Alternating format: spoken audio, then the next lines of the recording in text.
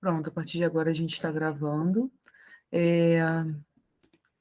Vamos começar a nossa terceira aula e última aula da oficina de direção de fotografia. Essa oficina tem o patrocínio do Governo do Estado do Rio de Janeiro, através da Secretaria de Estado de Cultura e Economia Criativa, e foi contemplada no edital Cultura Presente nas Redes 2. Deixa eu abrir aqui. Rapidinho, gente.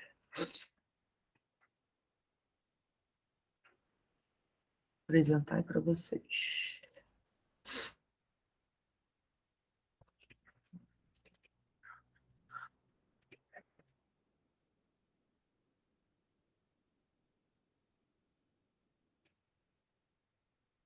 Bom, hoje a gente vai falar dessa última etapa da oficina, que é quando a gente trata da captação, e aí imaginar que todas aquelas técnicas, tanto de pré-produção, visita de locação, marcação de horário de gravação, enfim, tudo isso já foi realizado, e a gente vai finalmente começar a gravar.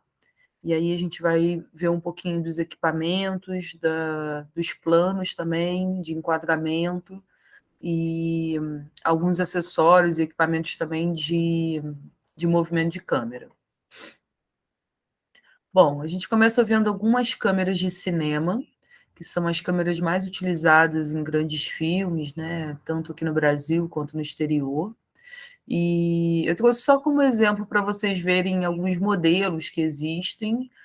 Talvez já tenham até alguns modelos mais recentes ou mais modernos do que essas, mas, mas são câmeras excelentes, são câmeras de vídeo usada em grandes filmes, em produções de Hollywood, enfim, são marcas bem famosas.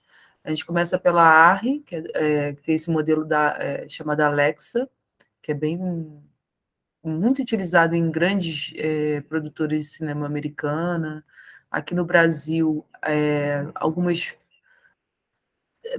É meio dividido, mas muita gente usa essas câmeras RED, que eu já ouvi diretores de fotografia, por exemplo, dizendo que tem uma grande diferença, às vezes, de textura e da captação das imagens para a RED com a Alexa. E aí já vi alguns diretores que se dividem, uns gostam mais, um gostam de outro, uma da Red e outra da Alexa. E aí isso depende um pouco do gosto, na verdade, de cada diretor, e aí, tendo a oportunidade de trabalhar com uma câmera dessa, é uma questão de analisar qual o resultado, mas qualquer câmera dessas marcas, desses modelos, garantem um filme com tranquilidade. Já filmam em 8K, já estão numa etapa um pouco maior do que, por exemplo, algumas fotográficas, né? Que é o que a gente aqui, com pequenas produções, costuma utilizar. Apesar de também nós já temos algumas fotográficas que filmam em 8K também, mas ainda é muito caro e talvez, dependendo do custo, vale mais a pena você adquirir uma câmera de filme, de cinema, do que exatamente uma fotográfica. Essas aqui são as Sonys, também bastante utilizadas. A Sony é muito antiga, né? Ela é pioneira em câmera, em lentes, então são câmeras de excelente definição, textura do filme também muito bonita. E aí eu botei duas opções também, entre 4K e 8K.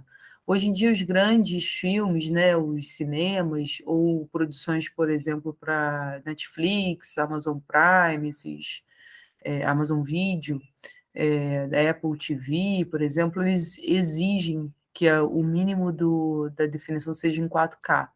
Então, quase todas as câmeras de cinema hoje, vendidas pelo menos, já trabalham em 4K para cima, porque realmente essas grandes distribuidoras já não aceitam mais filmes só em Full HD. Esse aqui são uns exemplos da Canon, que são exemplos. Tanto a Sony quanto a Canon já são câmeras num valor mais acessível. Não que seja barato, porque câmeras de cinema são muito caras. Ainda mais com um dólar muito alto, todo equipamento nesse momento está muito difícil, porque a gente que compra, né, que ganha em real, convertendo para dólar, fica muito caro ultimamente. Mas elas já são câmeras mais acessíveis, assim, para um público que faz não precisa estar fazendo um grande cinema, né, com uma grande verba. E aí eu botei como exemplo essa C500 e C700. Já trabalhei em uma produção uma vez que um dos câmeras usava uma C200, que já é uma câmera bem anterior a essas duas que eu coloquei, e a qualidade também é excelente.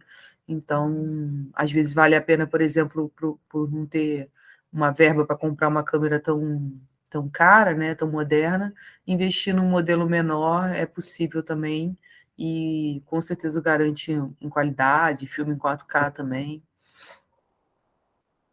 Essas já são as câmeras DSLR, são câmeras fotográficas e que de uns anos para cá começaram a filmar em grandíssima qualidade, assim, já tem inclusive alguns grandes filmes que, não todo, obviamente, mas algumas cenas são feitas com câmeras fotográficas, devido à qualidade dessas câmeras. A Canon é disparada assim, dessas DSLR mais famosas, essa essa primeira, né, a Mark IV, ela é de uma família que vem da Mark, da 5D Mark I, Mark II, e a Mark II, principalmente, foi assim, uma mudança teve uma grande importância nessa mudança de uso da câmera fotográfica. Assim, ela entrou no mercado e ela tinha uma qualidade excelente, e aí depois a Canon foi só aprimorando e melhorando as suas câmeras. A Nikon, que também é uma câmera fotográfica bem famosa. Eu, por exemplo, como fotógrafa, trabalho com Nikon, apesar de agora já não estar mais filmando com ela, mas filmei durante muito tempo. Eu diria que ela ficou um pouquinho para trás em algum momento na definição, na tecnologia de vídeo, mas ultimamente eles têm investido bastante para se equiparar aí com a concorrência, com a Canon, com a Sony, e tem lançado câmeras muito boas. Essa D850, eu não trabalhei com ela, mas vi alguns filmes feitos por ela, e já tem uma qualidade muito boa, e também já filmando em 4K, né? Essas novas todas já filmam em 4K para cima.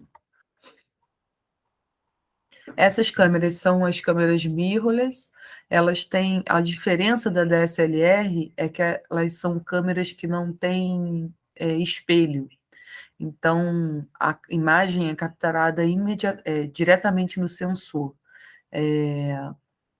Existem fotógrafos, por exemplo, de fotografia still, né, fotografia tradicional, que, por exemplo, não gostam, e eu sou uma delas, eu não gosto de mirrorless para fazer foto.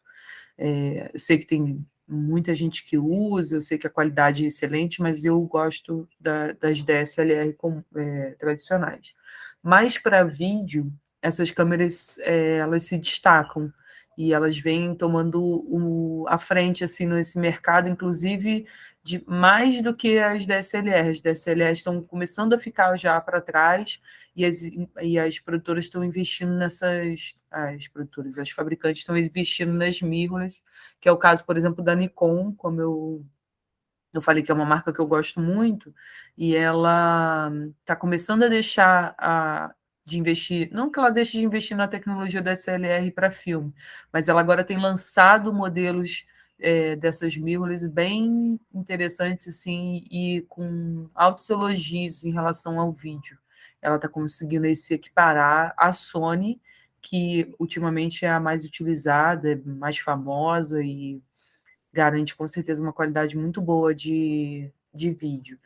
Então, nos pequenos, né, nos filmes de pequeno porte, com pouca verba e tal, a gente geralmente se apega a essas câmeras porque são elas que são mais baratas de alugar ou até de adquirir, de comprar. Às vezes você tem a câmera e uma lente só, aí para o filme você vai precisar alugar, e aí são lentes que você consegue achar com mais facilidade para alugar. E já câmeras de cinema geralmente são mais caras, então requer um orçamento muito maior. Atualmente, como tantos editais, né, de cultura, de cinema não têm acontecido de forma a ter tanto dinheiro assim, apesar da gente ter tido essa leva de tais emergenciais, mas as ajudas, né, os patrocínios são baixos para o cinema. Então, porque produzir um filme é muito caro, né?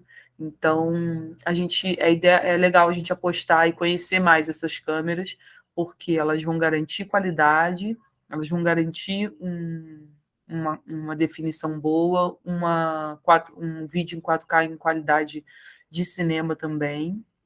Então, se tiver que exibir em grande telão, em cinema mesmo, não vai ter problema. Lógico que lá nos detalhes, em definições, existe diferença, obviamente, de uma câmera de cinema para elas, mas no geral são câmeras que satisfazem muito o cinema independente. A gente consegue fazer filmes longas, média-metragens, inclusive, com elas também. Aqui é um pouquinho da definição da resolução dos vídeos, né? Como eu estava falando, muito em 4K, só para a gente ter uma ideia de como que são essas definições quando a gente fala em HD, Full HD, em 4K, e a diferença, né, da quantidade de pixels que tem em cada uma. Muita gente costuma, por exemplo, inclusive filmar em 4K ou 8K, mas finalizar o vídeo em Full HD, porque às vezes a distribuição dele não é necessária, que seja em 4K, mas o 4K ele permite que, se você precisar na edição ampliar um pouco a sua imagem, sabe, dar um zoom na hora da edição, alguma coisa assim, você consiga ampliar sem perder qualidade. Se você já tiver filmado em Full HD e precisar fazer isso na pós-produção, pode ser não, né? Com certeza você vai perder qualidade. Então, já trabalhei nesse esquema de filmar em 4K para a gente poder, na edição, poder ter mais liberdade para manipular a imagem e finalizar o filme em Full HD. Opa, voltei. Só também mais um exemplo para a gente entender qual o tamanho, né, dessas imagens que, que a gente consegue fazer com as definições. Hoje o 8K já vem crescendo, né? Já tem até televisões 8K, os monitores, enfim, é o futuro, com certeza, daí para frente. Apesar da gente aqui no Brasil ainda usar muita coisa Full HD, mas quase tudo que a gente assiste hoje em Netflix, em, em streamings em geral, a gente já está falando de 4K para cima. Aqui é um pouquinho do aspecto do vídeo que a gente, por exemplo, tem a ver com a linguagem cinematográfica. Então, por exemplo, se o seu filme vai ter um formato quadrado, ou se ele vai ter um formato bem horizontal, né, aquela paisagem bem cortadinha, isso depende do que o diretor quer do filme. Então, mas é importante a gente, como direção de fotografia, saber como que o filme vai ser finalizado, porque quando você filma na sua câmera, você está filmando e geralmente ali, dependendo da câmera, você já consegue filmar em 21:9, em 4:3. Mas geralmente a gente está filmando em 16:9. E aí, se eu enquadro tudo que está ali em 16:9 e depois o diretor resolve finalizar o vídeo em 4:3, que é essa tela antiga, né, essa tela quadrada, tudo que a gente filmou na lateral da, da imagem, ela vai ser cortada. Então, como direção de fotografia, você precisa pensar, você já precisa, antes de filmar, saber como que o diretor vai finalizar aquele vídeo, para que você não coloque nada que seja importante muito na extremidade do vídeo. Da mesma forma, serve para o 21:9 também, que é você deixar sempre um respiro na imagem, pensar que aquilo ali vai sofrer um corte, para que nada que esteja acima da sua tela, da sua imagem, ou abaixo, seja cortada na hora da edição. Então, muitas vezes a gente faz, por exemplo, na câmera, né, no visor da câmera, às vezes é até colar mesmo uma fita para você não, para você esquecer que existe aquela sobra, para você enquadrar o filme só dentro do 21:9 ali. Lógico que você dá uma simulada e você consegue cortar um pouquinho para que a gente consiga não correr o risco de esquecer em algum momento e filmar uma pessoa, por exemplo, um close muito aproximadinho e na hora que cortar, ver que vai cortar o olho da pessoa, a boca, enfim, e perder um pouco a intenção ali do vídeo. Então é sempre importante, antes de começar a filmar, é conversar com o diretor e saber como que ele vai finalizar esse vídeo. E se tem cenas que vão ser feitas diferentes. Aqui, por exemplo, tem esse filme, ele tem diferenças do aspecto na filmagem, no mesmo filme. Então, quando o filme se passa em 1968, que está ali o ano, ele tem um aspecto mais de paisagem, né, mais panorâmico. Quando o filme passa o tempo dele passa para 1932, ou seja, é um tempo mais antigo, não existia. O diretor quer dizer que nessa época não tinham imagens, né, panorâmicas, não tinha câmera que filmava. Então, para simular, para fazer o espectador ser também transportado para aquela época, para aquele tempo, ele corta a lateral do vídeo. Então, você imagina se tivesse alguma coisa que é essencial que aparecesse nessa segunda imagem, e na hora da finalização o diretor fosse lá e cortasse. Então, o diretor de fotografia precisa saber qual cena, como aquela cena vai ser finalizada, para que a gente não deixe nenhum elemento de fora. Por exemplo, essa cena, a primeira foto, se ela fosse cortada, você vê que ela tem a fotografia dela tem um equilíbrio, né? Está centralizado, as bordas têm o mesmo respiro. Se você pegue o prédio inteiro, está em cena, então ele foi pensado essa fotografia. Se você pegasse, se o diretor depois viesse, cortasse, transformasse a imagem em quadrado, você perde toda essa centralidade do prédio. E aí você perde todo esse impacto visual que o diretor de fotografia criou. Então, a gente precisa estar sempre atento antes de filmar, conversar. Isso provavelmente já vai estar explicado na decupagem ou nas reuniões de pré-produção, mas a gente, como diretor de fotografia, precisa sempre anotar e lembrar, saber qual cena como que aquela cena vai ser finalizada.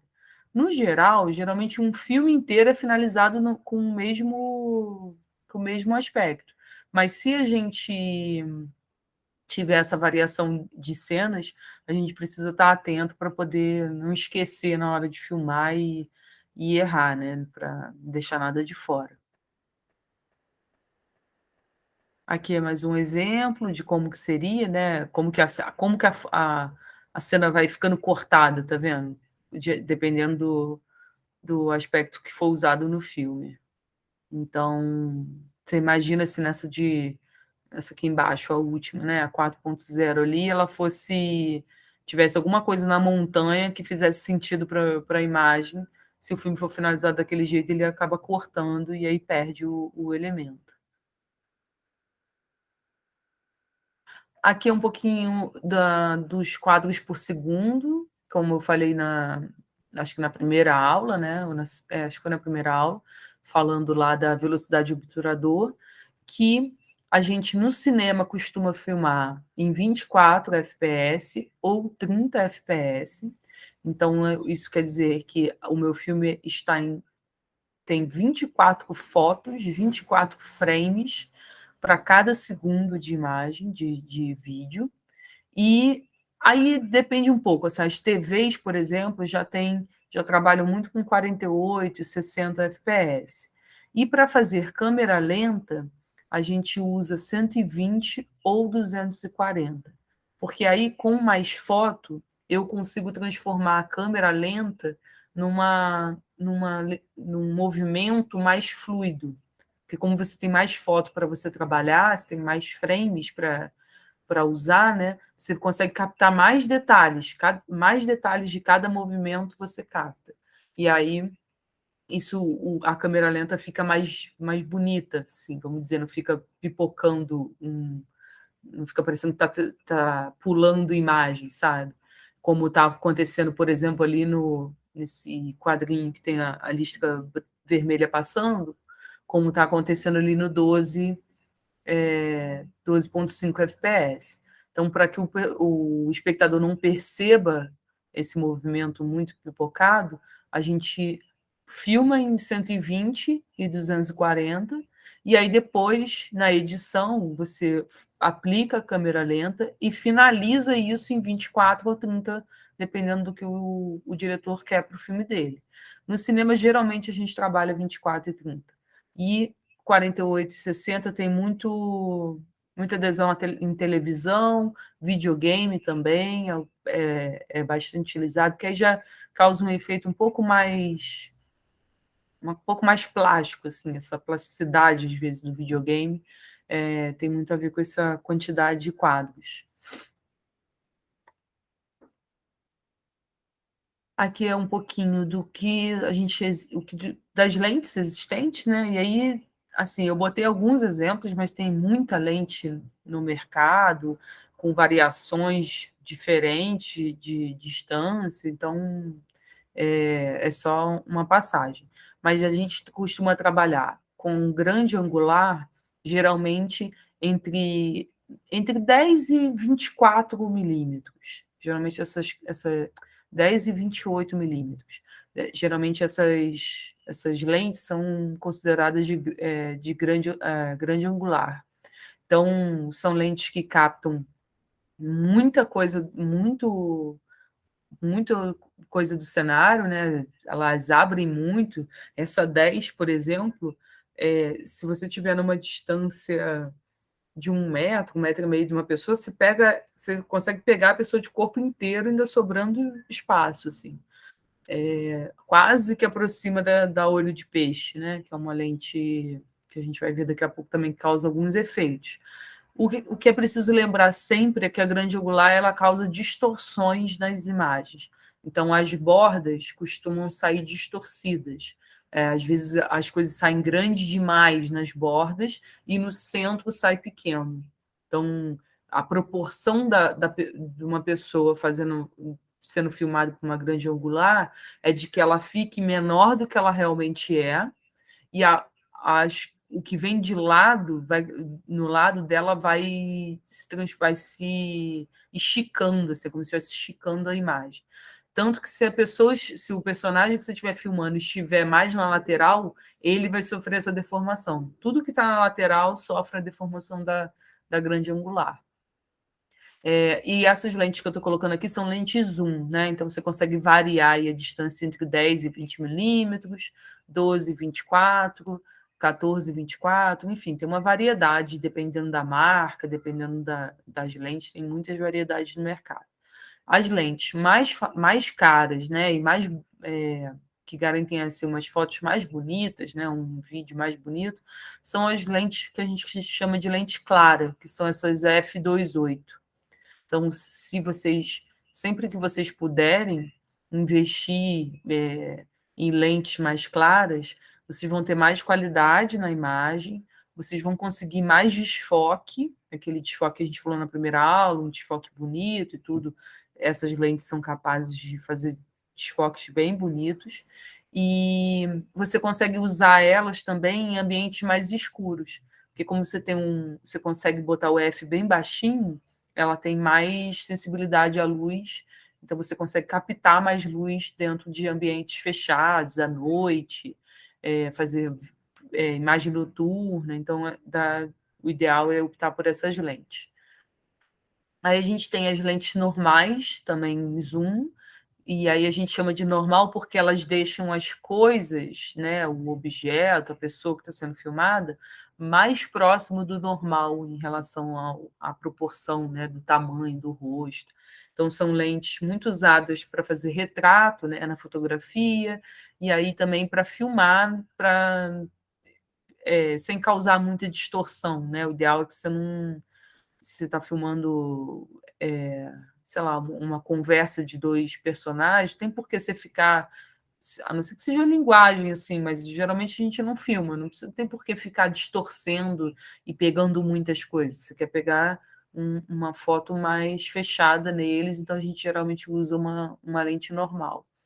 E aí ela varia entre, pode variar em 20 a 18 já ainda é um pouquinho grande angular, mas, por exemplo, a 50, 55, né, até onde essas vão, então 50, 55, 35 já são lentes que vão passar um aspecto assim mais natural da imagem, vamos dizer assim.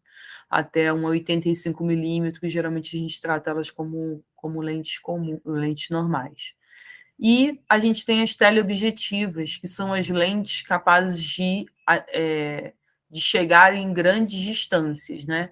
Então, isso na fotografia tem mais usabilidade, vamos dizer assim, tipo fotografar natureza, fotografar esporte, fotografar, às vezes, um show, ou você está fotografando alguma coisa à distância, enfim. Mas no cinema, você acaba usando, por exemplo, às vezes o cenário é grande demais e a equipe de filmagem está distante, né? Não consegue se aproximar muito do que está sendo filmado. Então a gente usa essas lentes para poder parecer que está mais próximo, né, dos personagens ali da cena. Então a gente usa geralmente 70-200, 70-300. Quanto maior, né, esse 200, 300, 400, quer dizer que ela mais longe ela atinge. Essa 70-200 é a lente mais barata dessas e mais comum de ser usada, e ela também é mais clara. Então, é uma lente bem bonita, usada, a gente, por exemplo, para filmar, por exemplo, um espetáculo, vamos dizer, se tiver que filmar uma peça de teatro, não sei. A gente geralmente usa esse tipo de lente porque você consegue ficar distante e parecer que você está ali perto do palco, né? E essas aqui são a mesma explicação, né? Grande angular, normal e tele, mas aí só um exemplo de modelos que existem no mercado. Essas não são zoom, são lentes fixas. Então, para você se aproximar de. Se eu parei minha câmera num lugar e o ator parou a 2 metros de mim. Se eu quiser me aproximar, eu preciso literalmente me aproximar, ou trazer o ator para frente, para perto da minha câmera, ou levar minha câmera para perto dele, porque essa não tem a opção de zoom.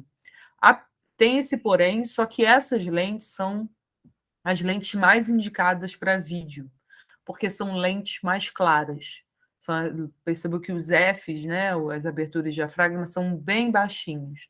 Então, são lentes que você consegue filmar em lugares mais escuros, são lentes com muita definição, são lentes mais caras também, por isso também elas acabam sendo mais caras, mas você consegue desfoques bem bonitos, então elas são mais dinâmicas, você consegue tanto, se você quiser desfoque, você consegue, mas elas também vão com esse F lá em cima, até 22, até 18, então você também consegue o contrário sem problema nenhum e garantindo uma qualidade, porque elas realmente têm uma tecnologia mais aprimorada, e aí o cinema usa, basicamente, assim, acaba usando mais as lentes fixas, que tem uma diferença quando você começa a trabalhar e observar, existe uma diferença na qualidade delas para as lentes zoom.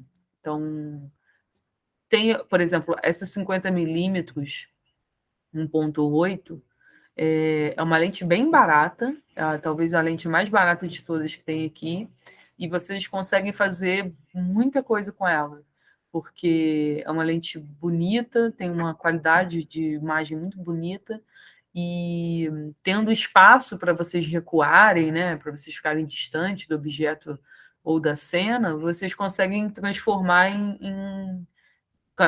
acaba fazendo dela também uma lente não grande angular exatamente, mas vocês conseguem captar mais coisas com ela e é um custo-benefício bem bom, assim, uma lente bem mais barata. Esse aqui é um exemplo da olho de peixe, né, que eu falei anteriormente, e aí percebam como que distorce, né, em volta, né? A lateral é totalmente distorcida, causa umas deformações na imagem, e o centro da imagem acaba sofrendo essa deformação para ficar menor, né? O prédio ali ficou menor. Então, como linguagem, ela é uma opção, mas tem que ser usada com cautela também, principalmente no cinema, senão acaba ficando uma imagem meio distante demais ou deforma demais, e às vezes não é muito essa estranheza que a gente quer passar no filme. Então, tem momentos só que elas devem ser usadas, a não ser que seja um filme assim com uma linguagem já para causar essa estranheza, aí pode apostar nela que não, ou nas grandes angulares, que não vai ter problema. Essas são as lentes tilt shift, que são umas lentes que causam esse efeito que parece tudo miniatura, né? Elas têm um desfoque proposital na parte superior e inferior da imagem, e aí fica parecendo tudo uma maquete, né? Uma miniatura. E elas são boas também porque elas têm essa tecnologia de você movimentar a lente em relação ao corpo da câmera, né? O corpo da câmera fica parado e só a lente que movimenta, como dá para ver nessa imagenzinha ali embaixo, e aí ela corrige distorções. Então, por exemplo, para filmar prédios, filmar objetos que olhando de cima para baixo, né? Você vai ficar num ângulo que vai causar alguma distorção, ela consegue corrigir também esse tipo de deformação que é causada não pela lente, mas pela posição que a gente está. As lentes macro, geralmente, pelo menos para fotográfica, existe uma 60 milímetros, por exemplo, e uma 100 milímetros, que são macro, que são quase capazes de encostar no objeto e fazer uma foto. Então, a distância, a capacidade de fazer foco próxima do objeto é bem grande, assim. Então, eles conseguem quase mesmo assim, questões de centímetro, encostar e fazer essas imagens bem próximas. E aí é bonito porque, como você está filmando muito próximo, causa essa coisa, fica tudo grande, né? Assim como um inseto fica parecendo um gigante. Mas você consegue ver detalhes, coisas que numa lente comum você jamais fará, porque não tem como as lentes, aquelas outras lentes que a gente estava vendo, você não tem como chegar próximo, tão próximo do objeto, né? Então, para fazer esses close, super close, tem que usar macro. Essas são as super tele, né? Que são as teleobjetivas, aquelas que eu falei, 70-500, 70-600, enfim, que são usadas para filmar, mas principalmente fotografar, né? Natureza, animais selvagens, é, esporte, né? Que o fotógrafo precisa ficar à distância, e algumas paisagens também, dependendo de onde a gente estiver, também consegue aproximar, né? Essa coisa da Lua, por exemplo, se vocês quiserem fazer uma imagem com a Lua parecendo gigante, precisa usar uma lente dessa. Com lentes comuns a gente não consegue fazer. Então, sempre quando tem uma super lua, né, a gente vê essas fotografias, e dá para fazer isso em vídeo também, mas você precisa estar com uma super lente dessa porque ela transforma a Lua, ela acaba a proporção que ela causa na Lua com o restante, como se a Lua fosse gigante, né? Não é desse tamanho, obviamente, mas para ela acaba captando como se ela tivesse muito grande. Bom, dito isso das lentes, agora a gente já entendeu um pouquinho sobre o equipamento, a gente vai começar a ver sobre enquadramento e ângulos que a gente pode utilizar nas nossas fotos, né? Nos nossos filmes. E aí eu coloquei um pouquinho, já pensando nas lentes que a gente já falou, de se vocês tiverem que fazer esse tipo de plano, qual lente é possível para vocês trabalharem. Lembrando que, trabalhando com uma lente fixa, tudo depende também da distância que você está da cena. Então, se às vezes vocês não têm na hora um recurso de uma lente grande angular, tendo a possibilidade de se afastar do objeto filmado, você transforma aquilo ali. Mas vamos pensar numa cena em que vocês têm um recuo ali comum, né, de filmar, a gente geralmente não fica tão distante assim da cena, só para a gente imaginar quais lentes poderíamos usar. Então, por exemplo, a gente tem os planos, né? Que é o plano. Tem gente que chama de grande plano geral, tem alguns lugares que chama de plano geral e tem alguns que chamam de plano aberto. Isso não precisam se preocupar, não tem o certo e errado. Às vezes é só para vocês saberem que existem essas formas de chamar esse ângulo, que é esse plano aberto, onde você contextualiza o espectador, você mostra mais do que os atores, por exemplo, que estão sendo filmados, como na imagem ali de baixo, tem os dois atores quase no centro da imagem, mas você apresenta para o espectador tudo que está em volta. Então, tem as pessoas de fundo olhando, tem o palco onde eles estão dançando, tudo isso ali você precisa. Geralmente, tem muito diretor, por exemplo, que começa os filmes ou as imagens, né, com um plano geral, ou um grande plano geral, que seria para ambientar o espectador, para mostrar onde que o filme está te levando. Se focar, se, por exemplo, se essa cena de baixo começasse só nos personagens, a gente não consegue entender onde eles estão. Então, geralmente, o filme, e isso sempre vai depender da intenção do filme. Às vezes, por exemplo, a intenção da cena é mostrar primeiro os personagens para depois revelar onde eles estão, mas o mais comum que a gente encontra é o contrário.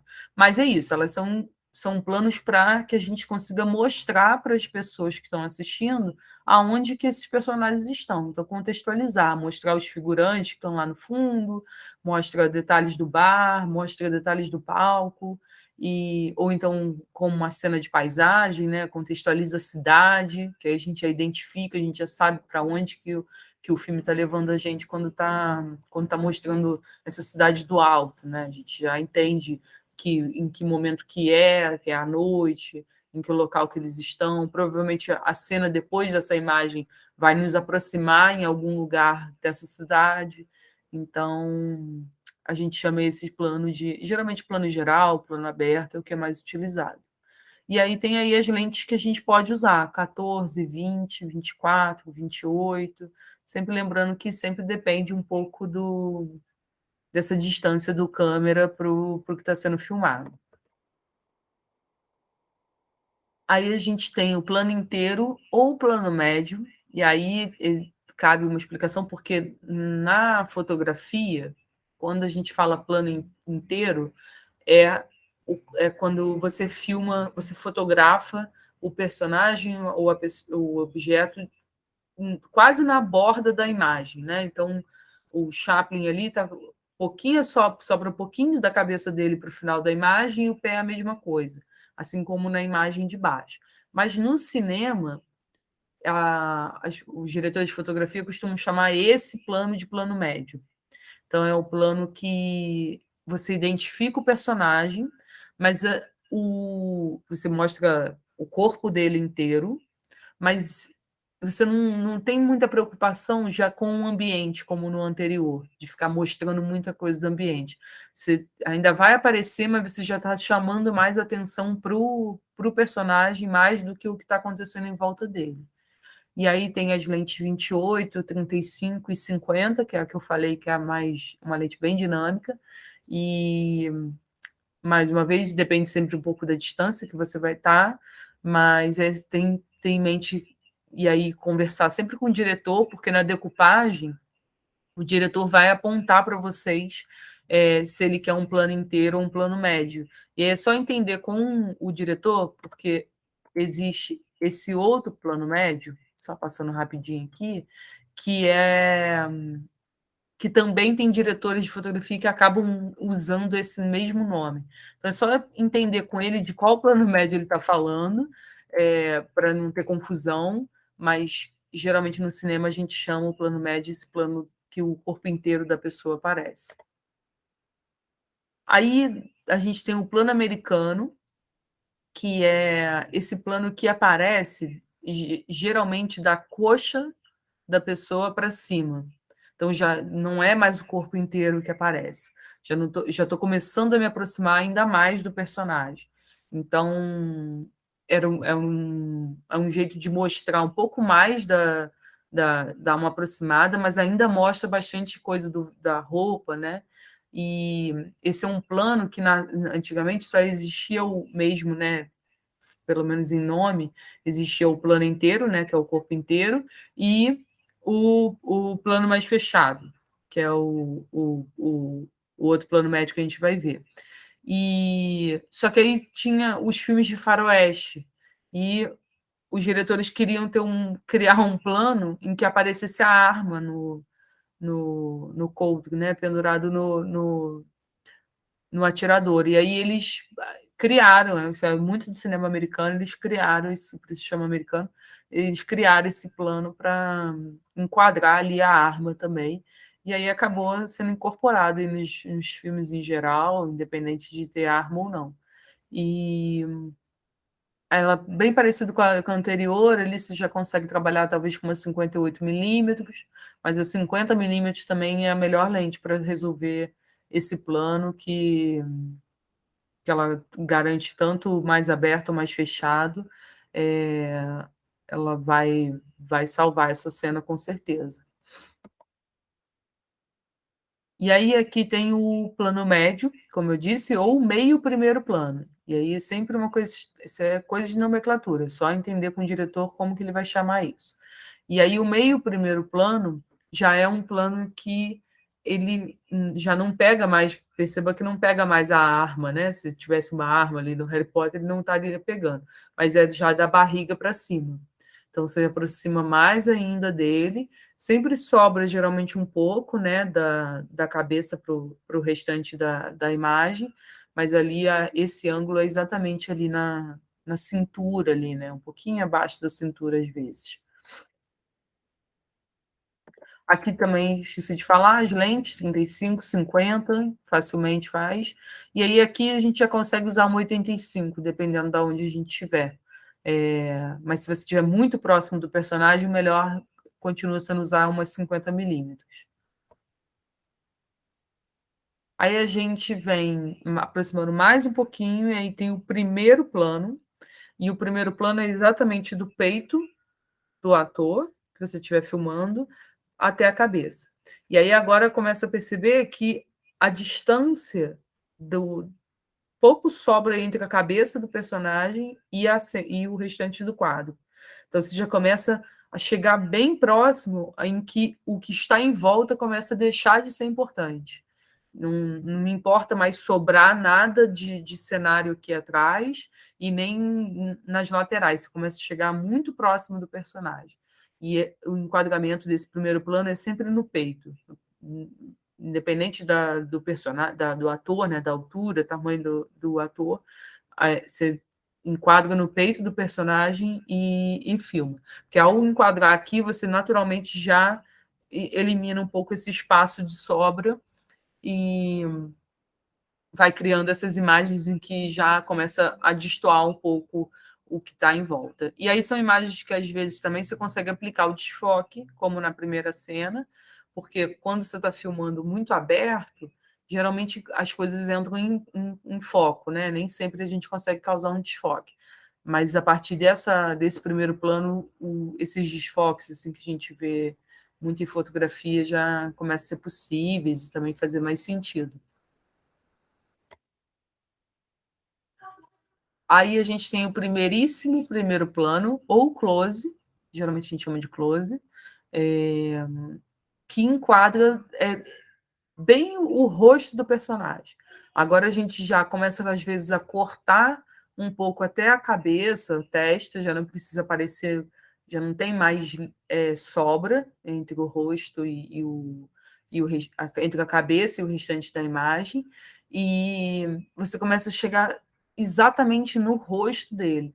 E aí já não importa mais o que tem em volta, assim, não, o importa é você começa a falar com a expressão do personagem, né? Então você chama o espectador para olhar para o que aquele personagem está sentindo, está fazendo, às vezes para o gesto que ele está fazendo com o rosto.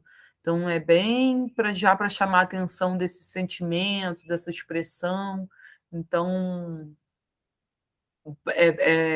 Você consegue usar essa cena tanto para causar, às vezes, emoção, para causar medo, né? Como esse primeiro essa primeira foto, né, para causar esse espanto, é um filme de terror, então você se aproxima do personagem para mostrar a expressão que ele está fazendo de terror. E a gente aqui já começa a usar umas lentes mais zoom, porque nem sempre a gente consegue estar tão próximo do personagem assim, né, do ator. Então, como existe uma distância do set para onde fica todo o maquinário, né? Você não vai conseguir chegar tão pertinho, então a gente já começa a usar essas lentes mais zoom, né? Mais próxima, para a gente ficar distante e assim mesmo garantir o plano. E aí, como exemplo, eu coloquei 85, 105, 135, aí depende um pouco do que você tem disponível e sempre dessa relação da distância com o cenário.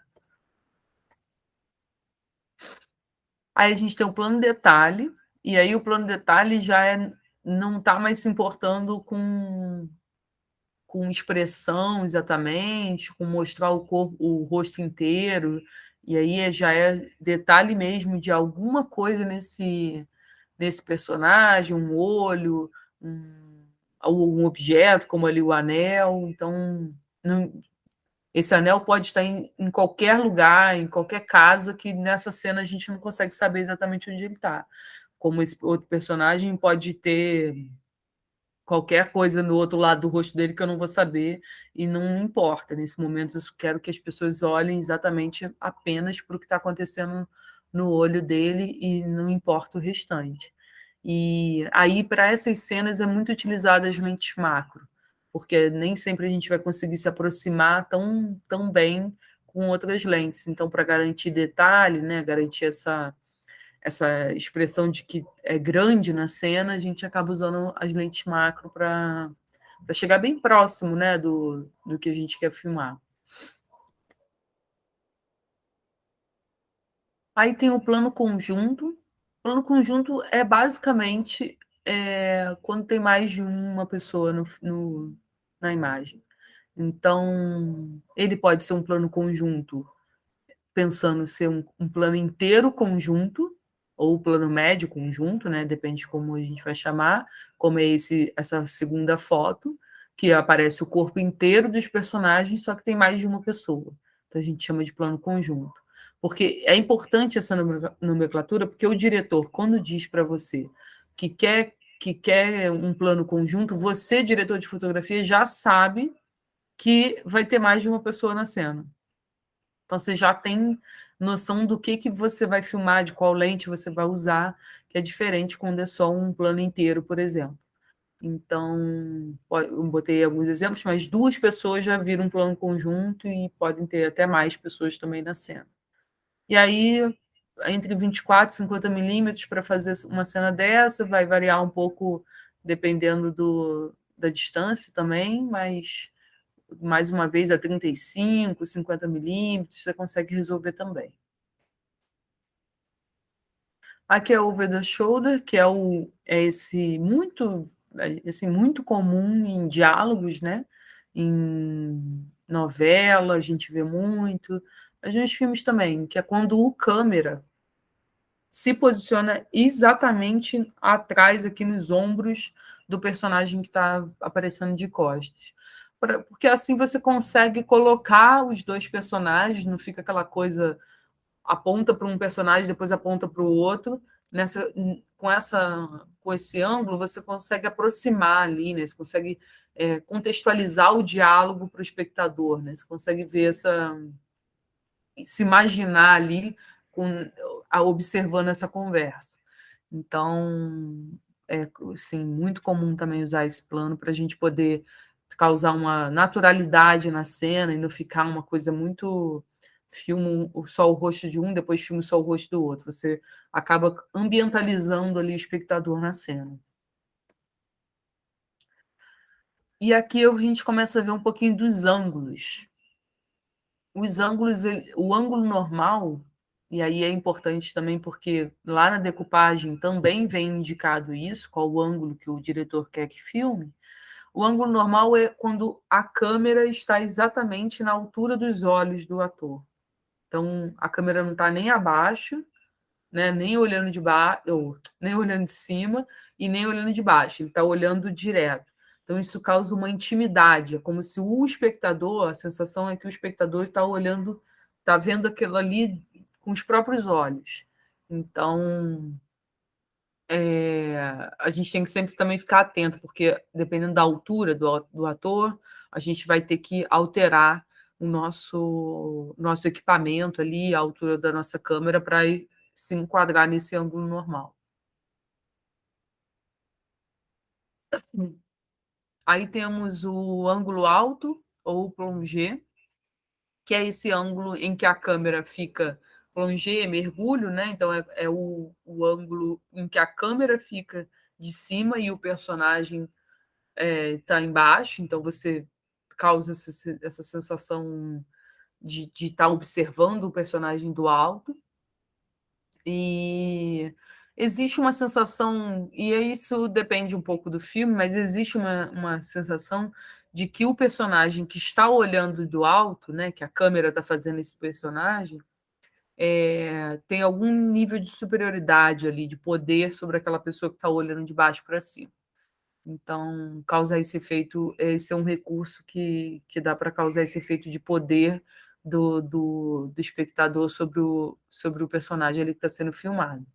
Ali, nessa cena, por exemplo, ele está acuado, né? Tem alguém atacando ele. Então, ele está meio que não tem para onde ir, e aí a câmera se posiciona nesse ângulo mais alto. E aí a gente tem o contra-plongé, que é o contrário, né? Que é como se aquele personagem estivesse olhando para quem está oprimindo ele. E aí a gente transfere a câmera para mostrar essa sensação de superioridade desse personagem que está olhando de cima.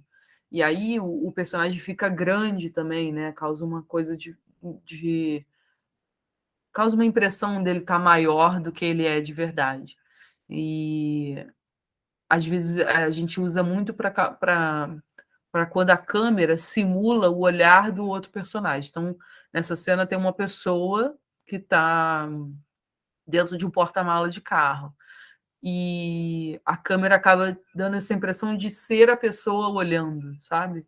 Então, é um bom recurso para causar esse impacto, para causar essa sensação no espectador.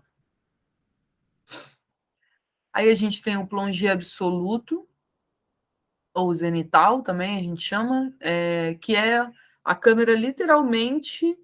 Aí ela não está num ângulo do alto para baixo, ela está apontando para o chão.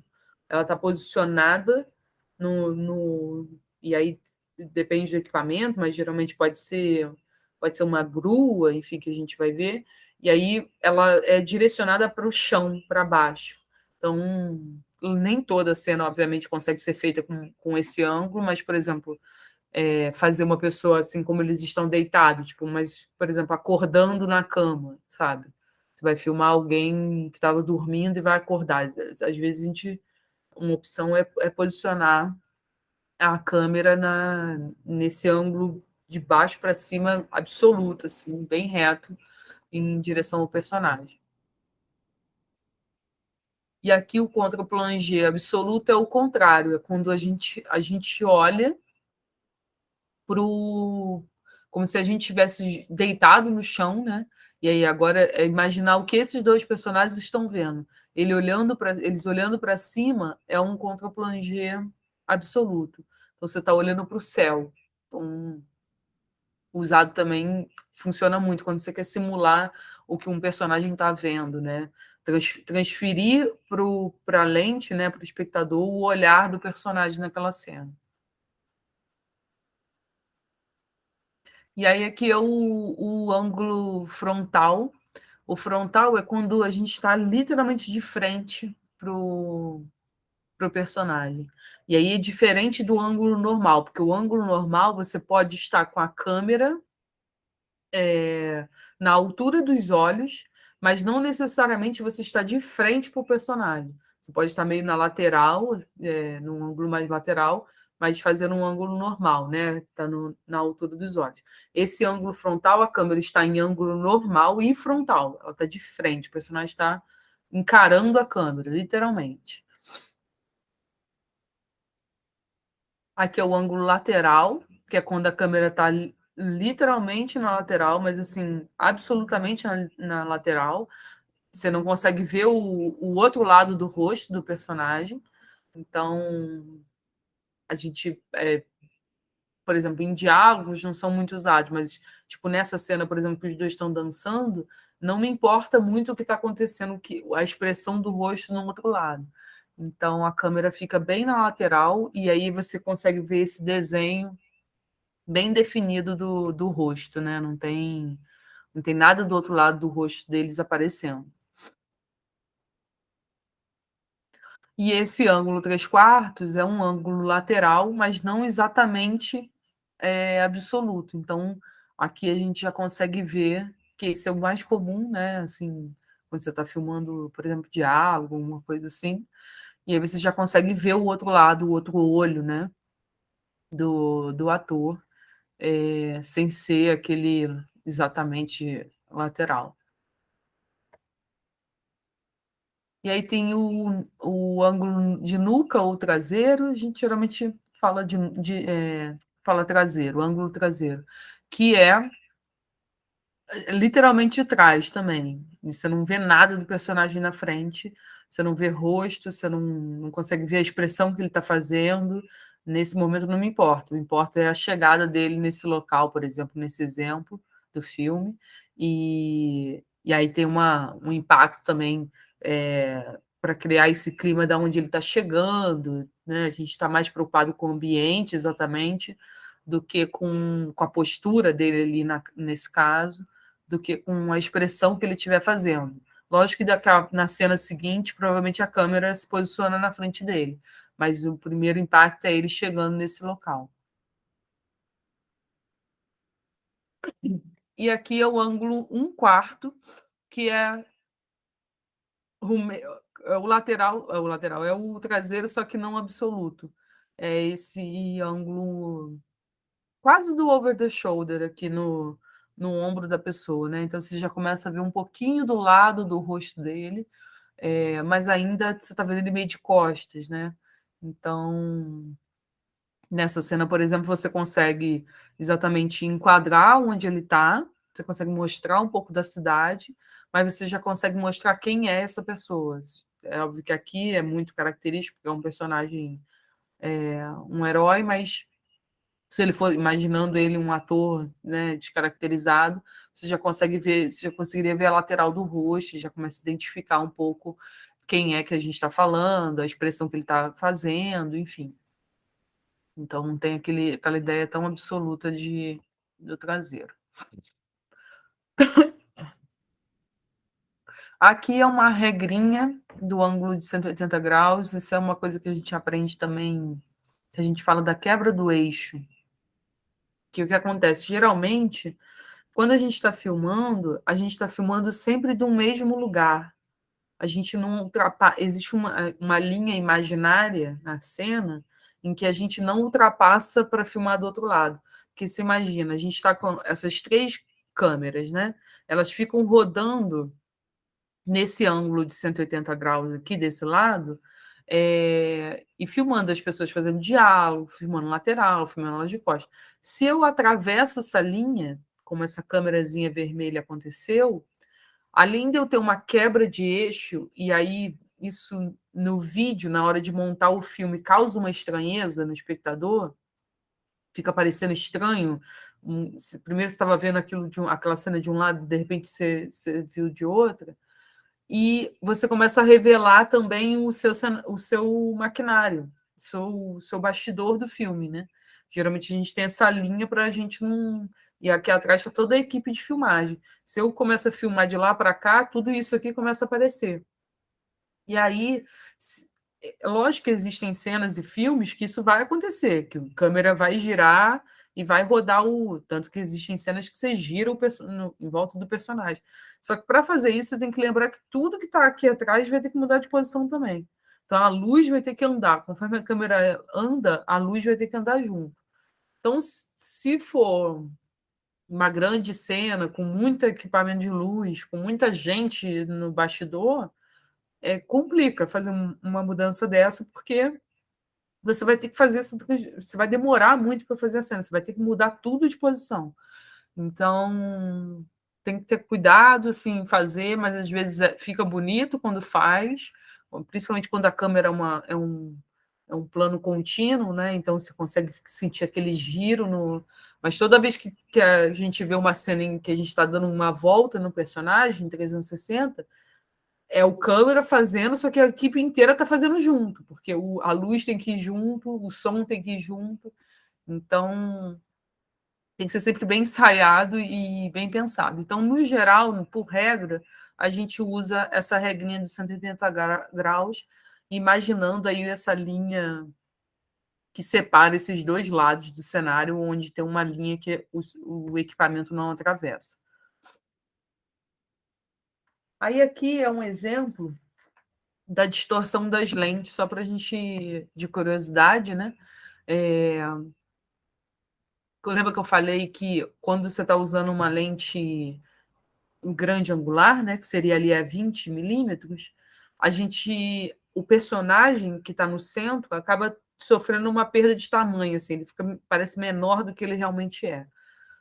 E a 200, né, que são as lentes maiores, assim como ela faz com a Lua, que é causar a impressão de que a Lua é muito maior do que ela faz isso com o rosto das pessoas também. Então, essa animaçãozinha para a gente ter uma ideia de como que uma lente deforma o rosto do personagem. E aí isso também tem a ver com a nossa fotografia e com a linguagem que a gente quer criar. Então, a 50 milímetros, por exemplo, a 35, que são lentes que a gente fala que são lentes normais, elas têm esse nome porque elas não causam tanta distorção. O que você está vendo é mais próximo do que é a realidade. Então, sempre lembrar que quando a gente estiver usando ou uma grande angular ou uma tele, pode acabar ocorrendo esse tipo de deformação. E aí é importante analisar se essa deformação vai ter algum impacto na sua imagem. Porque, por exemplo, se você filmou aquele personagem o filme inteiro com uma 50 milímetros e de repente você filma ele com uma 20, o rosto dele vai dar essa. Vai parecer mais oval, né? Vai parecer estranho. E aí tem que analisar se isso não vai fazer efeito no vídeo. Então é importante a gente também usar com cuidado e sempre tendo isso em mente. Então, esse exemplo é ótimo para a gente ver qual é a diferença, né, que acaba causando.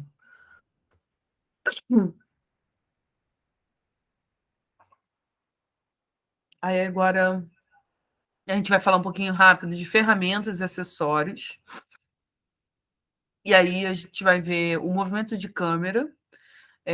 Mais comum, né, são esses movimentos. O primeiro, que é o traveling in e o traveling out. O traveling é quando a câmera se movimenta em direção ao personagem ou o traveling out se afasta do personagem. Então a gente não é a lente que vai até lá, é a câmera que se movimenta até o personagem. Aí a gente tem o traveling vertical, que aí é a câmera subindo e descendo. Mais uma vez, não é a lente que sobe e desce, é a câmera que sobe e desce, como se você estivesse acompanhando um elevador subindo.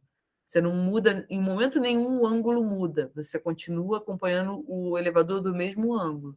Só que aí a câmera precisa subir. E aí fazer isso, às vezes não, você vai precisar de um equipamento especial para isso.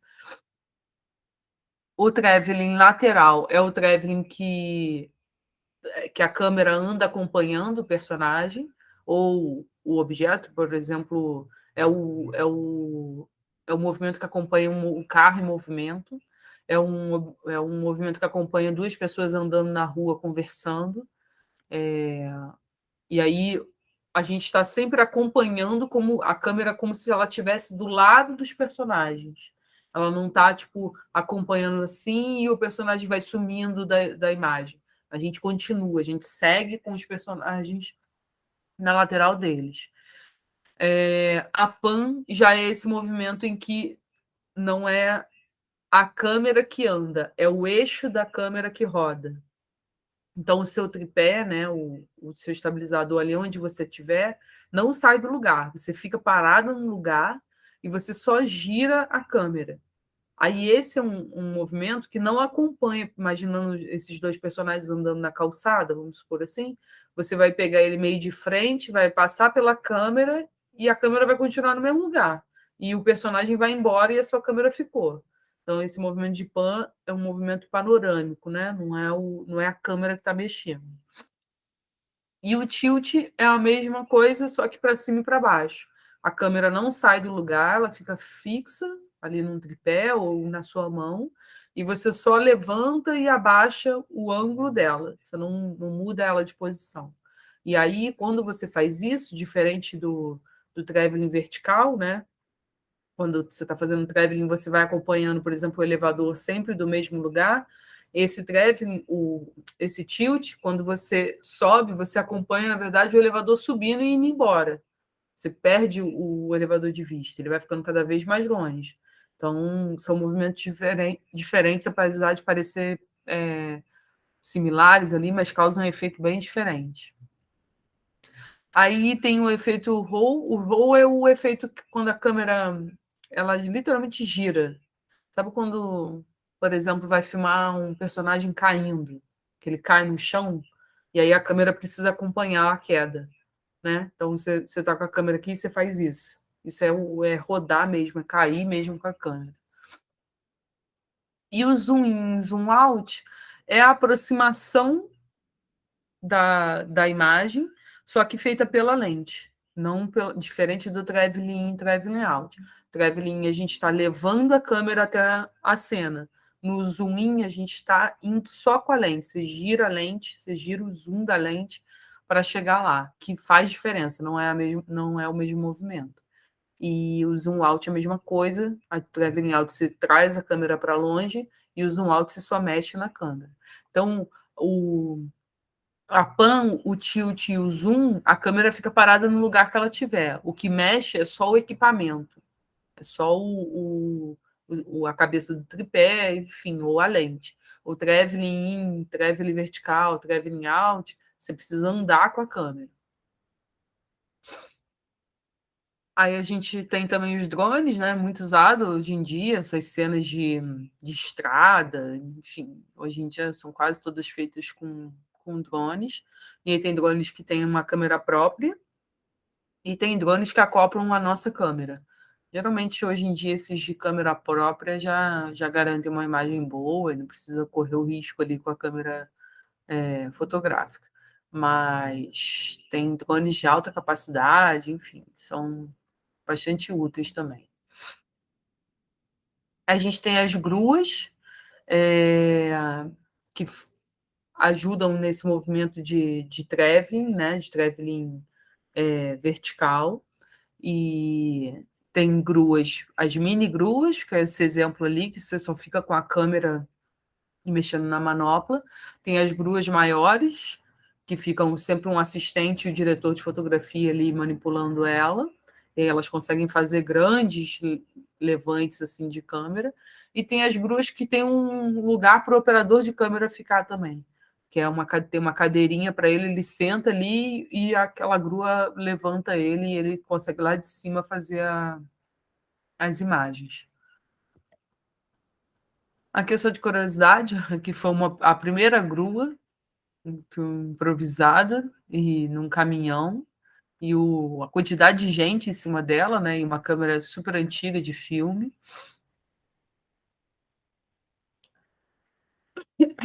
Esse aqui é o Steadicam, que é geralmente acoplado no cinema, como o equipamento é mais pesado, né? Geralmente é acoplado no corpo do personagem com esse colete e são usados para acompanhar o personagem ou os personagens conversando, enfim. Por exemplo, andando na rua, quando você estiver filmando alguém chegando no lugar, geralmente você está com um stead, porque dá essa sensação de acompanhar o personagem, e o stead ele tem um equilíbrio, então ele não vai dar esse efeito do andar do câmera, sabe? De ficar tremendo a câmera. E o primeiro stead, né, foi criado por esse diretor de fotografia, que foi usado pela primeira vez no Rock. E depois ele usou no Iluminado também. Então, aquela cena do Rock subindo, né, as escadas foi feita com esse Steadicam, foi a primeira cena filmada com... Não foi a primeira cena filmada, mas é a mais famosa, né? A primeira cena mais famosa usada em Steadicam. Aí aqui é o traveling, a dolly, que o traveling é o trilho, né? Por onde corre esse carrinho. Esse carrinho a gente chama de dolly, e eles são usados justamente para fazer esses travelings laterais e acompanhar, né, acompanhar uma cena de guerra, uma corrida, enfim, um personagem correndo, carro também. E aí esse é um tipo de material bem caro, né? Porque você precisa de uma estrutura de trilho para poder dar conta de, às vezes, se for uma cena muito longa. Aí, esse aqui são alguns exemplos de dolly, que o operador fica sentadinho ali com a câmera, e geralmente tem um outro assistente empurrando. Esses são os sliders, que são menores, né? Mais usados assim, em câmera fotográfica, que eles causam uns efeitos bem curtinhos, mas que funcionam bem também em cenas menores, em cenas mais intimistas, enfim, dentro de cenários menores, pequenos. E é barato também, então é bem utilizado em cinemas independentes, porque você consegue fazer um traveling curto, mas que já dá um efeito bonito na cena também. Esses aqui são exemplos de cabeça de vídeo, que para fazer os movimentos de pan e tilt. Então, elas ficam acopladas, por exemplo. Desculpa, gente, beber uma água. Elas ficam acopladas, por exemplo, no slider ou no tripé, né? E aí você consegue fazer o movimento de pan, ou de pan e de tilt para cima e para baixo, é, sem necessariamente, né, o seu equipamento não precisa sair do lugar. Aí aqui são os tripés e monopés. Aqui os praticáveis, que são esses recursos bastante utilizados, às vezes para o operador de câmera ficar no alto. Então, você pede para a equipe da produção comprar ou construir esses lugares que sustentem o peso, né, da câmera e do equipamento e do operador. E as três tabelas também, usadas pelo mesmo fim. E ela tem uma vantagem que, como é uma caixinha e leve, você consegue carregar para vários lugares e aí você aumenta, às vezes, a altura do que você precisa. Se você não der a altura, né, da onde você está filmando, você consegue usar uma caixinha dessa para subir, enfim, é bem comum a gente ver em set várias três tabelas assim para poder subir, o operador subir nela. Aí aqui algumas ferramentas só de curiosidade, que são os viewfinders, que são ou você consegue olhar, né, colocar o olho mesmo principalmente a câmera fotográfica, né, tem aquele visor muito pequenininho. Tem uns que são umas telinhas, que são acopladas também nas câmeras, porque às vezes o visor da câmera também é muito fraquinho, e aí você acopla esse esse monitor neles e consegue ver melhor. O follow focus, que é para fazer foco, por exemplo, numa lente fotográfica, como nessa segunda imagem, para você não ficar fazendo foco com a mão, né, que às vezes o jeito de pegar é meio complicado, você tem essa rodinha que você só gira a rodinha e ela faz o foco. Facilita muito assim a vida. E o Matchbox, que é esse que você coloca em volta da lente, só para eliminar flare, né? Eliminar a entrada de luz, assim, se você estiver filmando contra o sol, alguma coisa assim, você consegue cortar um pouco a luz do que a tua lente vai estar captando. E aí aqui, eu vou só passar rapidinho, porque a gente já está no tempo, só para a gente ter uma ideia de correção de cor, né? quando a gente fala o que é corrigir cor, o que é o color grading. É, a correção de cor é quando você entrega o seu filme, a gente filma geralmente nesses formatos log, que é bem desaturado, bem sem contraste. E quando entrega o filme para o colorista, né, para a pessoa que vai fazer a correção de cor, o primeiro passo que o colorista precisa dar é corrigir contraste, corrigir estouro de luz, se por acaso estourou em algum momento, é corrigir sombra, corrigir a exposição da imagem. Então, ele dá essa primeira correção, assim, essa primeira passada, assim, só para corrigir os defeitos, né? E deixar aquela imagem ali mais próxima do que é real. Então, botar a cor da pele da pessoa mais próxima do que é real e corrigir, por exemplo, se alguma coisa, uma sombra está escura demais, se pode trazer um pouco mais de leveza ou dar mais contraste, enfim, aí vai depender do que for preciso. E o color grading, na verdade, ele é o efeito de cor. Então, por exemplo, aqui são dois exemplos. Aqui no Matrix, essa cena ela foi filmada de uma forma totalmente sem contraste. Aí, quando a pessoa faz a correção de cor, ela chega com o rosto do ator bem próximo do que é de verdade, do que é real. Então, tudo ali está parecendo real. Aí vem aquela coisa que a gente tinha falado lá nas primeiras aulas, que é a identidade do filme. Então, Matrix é um filme que tudo puxa meio para o esverdeado, né? Então, definido esse esverdeado com o diretor, a pessoa da correção de cor, né, o colorista, ele aplica um filtro nessa imagem que foi corrigida para dar justamente essa impressão esverdeada. Então, acaba dando mais beleza também para a imagem, mas também mais identidade para a imagem. Então, você consegue identificar, às vezes, a cena, o filme, às vezes muito pela cor também. E no outro exemplo, também primeira cena só tem uma correção de cor, então, observe que as paredes estão da cor que devem ser, o branco está da cor que deve ser, a personagem também. E embaixo ele já recebeu ali um tom mais azulado, então o cinza da camisa já não é mais tão cinza, já torna tudo um pouco mais azulado, porque foi uma escolha do diretor e do colorista para que esse filme especial tivesse essas cores. Aí aqui alguns exemplos, como que a gente é, quando vai fazer a correção de cor, a gente já tem uma paleta pré-definida, né?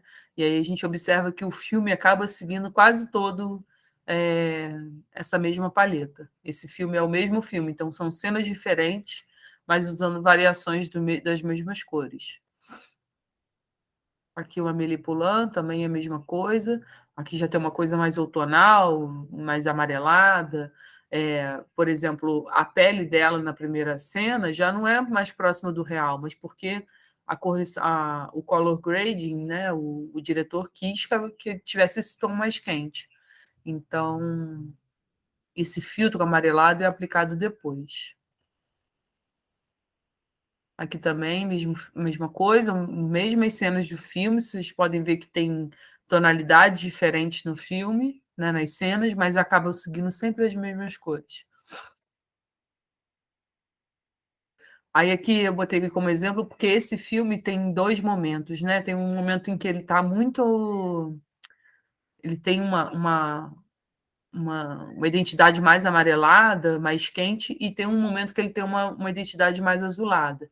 E aí você cria palhetas de cores para esses momentos diferentes. Então, toda cena que estiver falando desse lugar mais quente, que é essa primeira imagem, vai seguir essas cores dentro dessa palheta. E as que forem mais azuladas, vai seguir essa outra palheta aqui do lado. Então, isso tudo é definido previamente e entregue para o colorista para que ele. Porque na correção de cor a gente consegue mexer em detalhes. Por exemplo, dá para eu manter toda a cor e o azul, por exemplo, que está no fundo dessa imagem, mudar só a cor do do casaco do personagem. Então, se o diretor mudou e quer que esse casaco seja mais alaranjado do que vermelho, na correção de cor a gente consegue aplicar isso, consegue mudar. Aqui daquele filme que eu já tinha falado, que a gente já tinha visto, né? Para ter uma ideia também da paleta. E é isso. Aí o que acontece, meninas? Já são 8h30 e eu queria muito mostrar para vocês umas cenas de filmes que levaria aí um tempinho.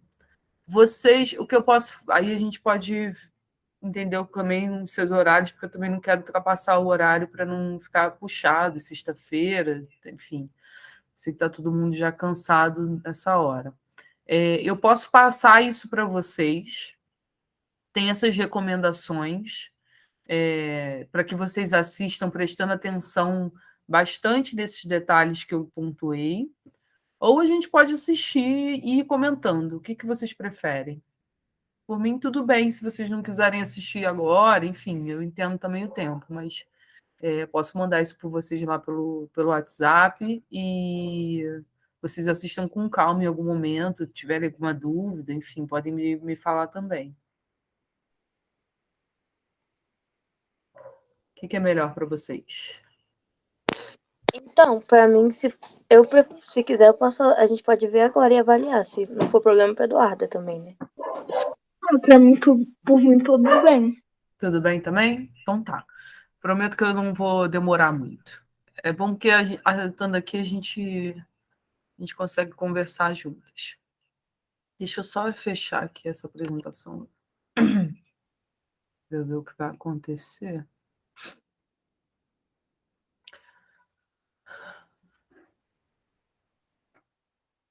Vocês estão ouvindo o som do áudio?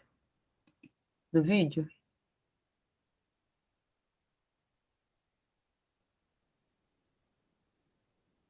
Estão ouvindo o som do vídeo? Quando eu não coloco? estou escutando, não. Não aparece o som, né? Tá.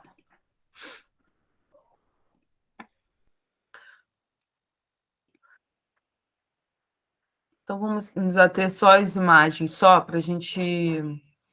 Esse filme aqui, eu queria mostrar para vocês, porque ele tem um bastidor de um filme que foi filmado quase todo, em um plano sequência. Ele não foi exatamente todo em plano sequência, mas ele tem uns cortes no meio do filme que você quase não percebe. Então, o trabalho do câmera, né, do Steadicam, é muito grande. E aí é só para a gente ter uma ideia e observar como que é um bastidor de um filme desse, né? A quantidade de pessoas trabalhando. Aí, por exemplo, como que essa cena aconteceu, olha.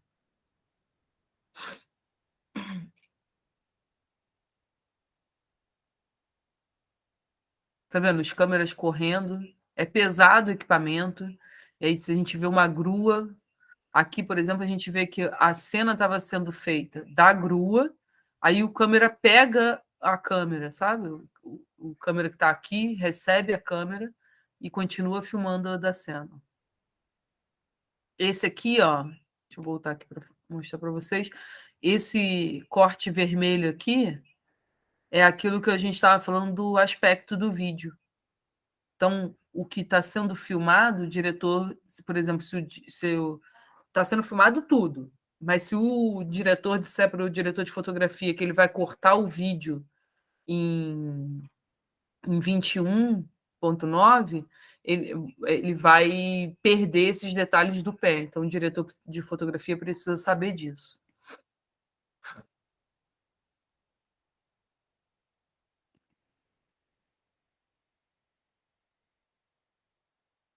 Aí, ó, tá vendo? Para acompanhar o personagem, ele precisa de carros, quantidade de gente filmando. O Steadicam, que tá vendo? Vários Steadicams menorzinhos, Steadicam de colete. E aí, e com o câmera, aqui, ó, acompanha o pessoal do áudio. esse microfone aqui, é um monte de gente trabalhando na mesma cena. As câmeras também estão protegidas, né, contra respingo, água, tá vendo? Tá tudo com plástico.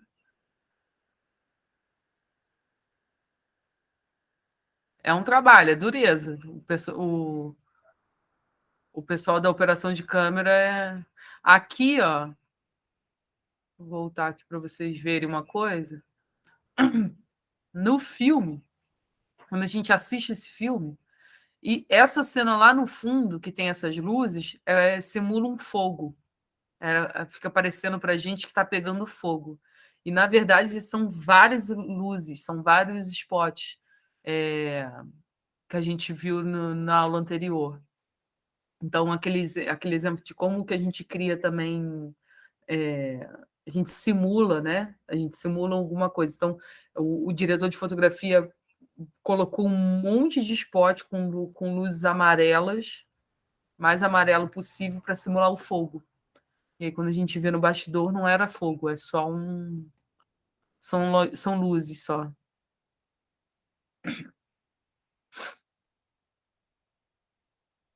Olha a quantidade de gente para segurar uma câmera. Aí aqui também, ó, tem sempre os assistentes de câmera. Por exemplo, nessa cena aqui tem o câmera que está com o Steadicam na mão e o assistente está atrás dele, guiando ele. Então ele fica literalmente guiando, agarrado nele, ele fica direcionando ele para o cara não cair, não pisar em nada, enfim, ainda mais num cenário como esse. Né?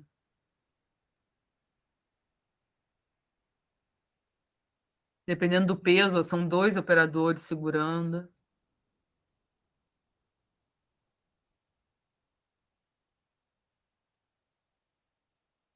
Tem que correr junto com o personagem. Ah lá, de novo, as luzes, né?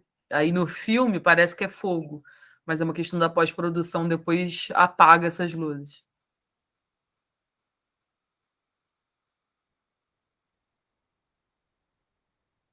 Esse filme é muito. Para além do filme, exatamente, ele é muito bonito nesse sentido da câmera, né? Da direção de fotografia. Porque você consegue ver um trabalho, são 2 horas de filme completamente no Steadicam, completamente no plano sequência. É bem trabalhoso.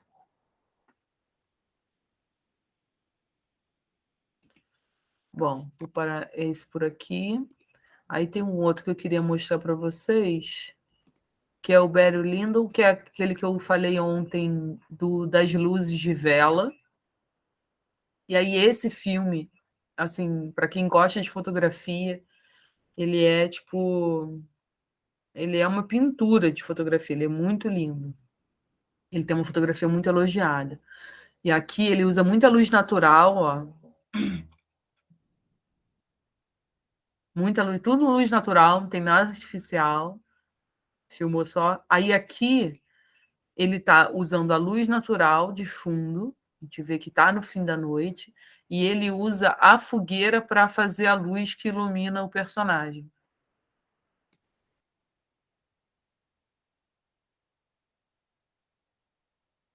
Luz natural também. Ó, a luz do fogo iluminando, fazendo a luz principal.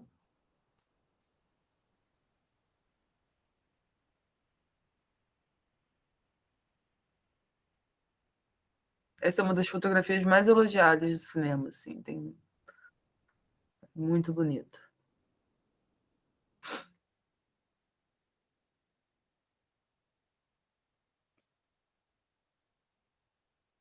Aqui, por exemplo, ó, eles estão simulando uma luz da lua neles, né, nos personagens. Mas é um spot, não é uma luz exatamente de lua. Aqui é a cena que eu falei para vocês que ele iluminou só com luz de vela.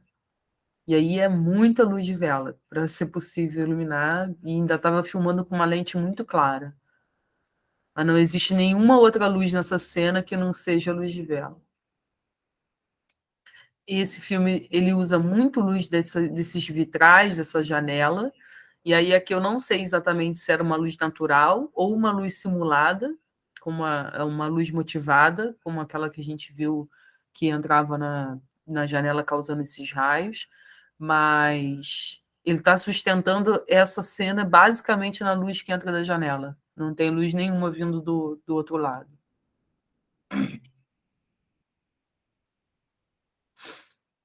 eu passar aqui para uma outra cena para vocês verem também. Aqui, por exemplo, ó, luz de janela também, luz de janela também. Tá vendo? Não tem nenhuma luz além do que está entrando na janela. É que é tão grande a janela, né? E se não é uma luz natural, é um spot muito forte, uma potência de luz muito grande que ele está usando.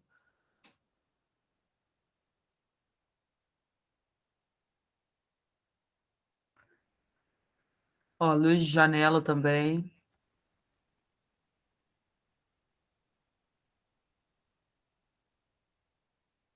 Luz de janela.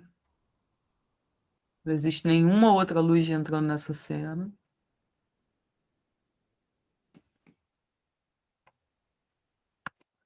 É esse. Aí é possível para a gente ver como que dá para trabalhar também sem muita. Tudo bem que esse tem exatamente uma câmera especial, uma lente especial, mas dá para trabalhar também sem muitos spots, né? Sem ficar muito caro. Esse filme aqui é O Regresso, que é esse filme foi filmado todo em luz natural, não tem nenhuma, não usou nada de luz, não tem nada de spot, de Fresnel, não tem nada, não usa nada, é tudo luz natural. E aí tem aquela dificuldade, né? Você tem que filmar na hora certa, no momento certo, você tem que torcer para o clima estar favorável, estar do jeito que você precisa. Às vezes tem que filmar assim à noite, tem um sacrifício da equipe também. Ó, tem um pôr do sol que favoreça. Lidar com escuridão, lidar com esses detalhes de sombra. Aproveitar, tá vendo? Luz de sol também. Aqui, mais uma vez, o fogo. O fogo é um bom jeito de iluminar cenas, né?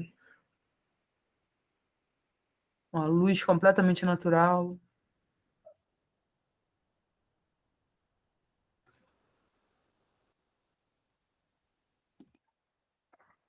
Aqui, por exemplo, aproveito o sol. Às vezes não exatamente foi programado o sol nesse momento, mas é você aproveitar o que tem disponível na hora também.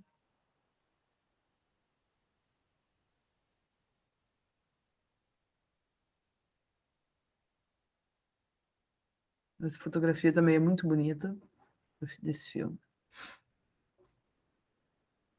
Vou passando aqui para a gente.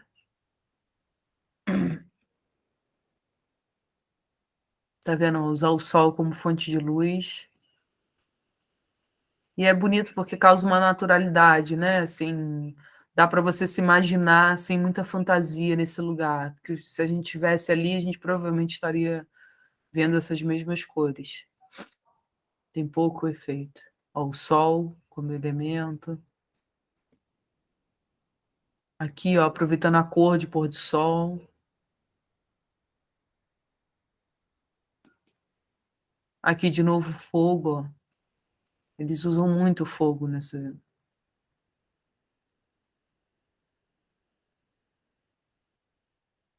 Ó, que lindo, né? A luz de sol. E aí tem que ser no momento certo, tá vendo? Se o diretor erra, se o ator erra, tem que fazer no outro dia. Porque em minutos esse pôr do sol muda, né? Então, às vezes é bom, mas também é trabalhoso fazer na luz natural. Luz de fogo mais uma vez.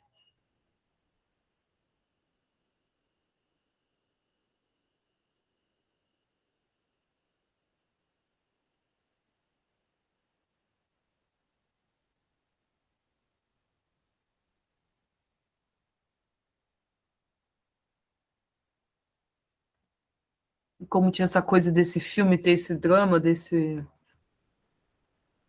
personagem, essa naturalidade ajuda na linguagem também, né?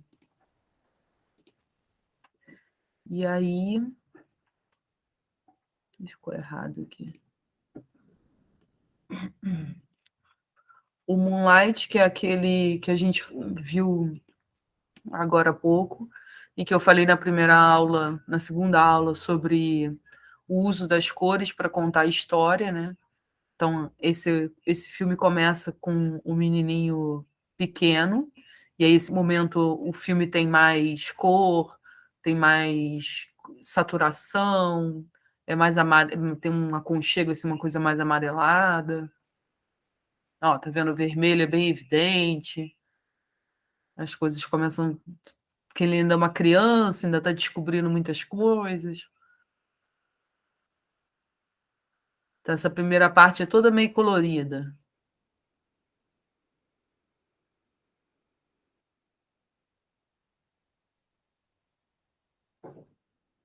Você consegue identificar verde, azul, você consegue ver as cores de verdade ainda. Aí ele vai indo vai fazendo a transição para adolescência e as coisas vão perdendo um pouco essa cor.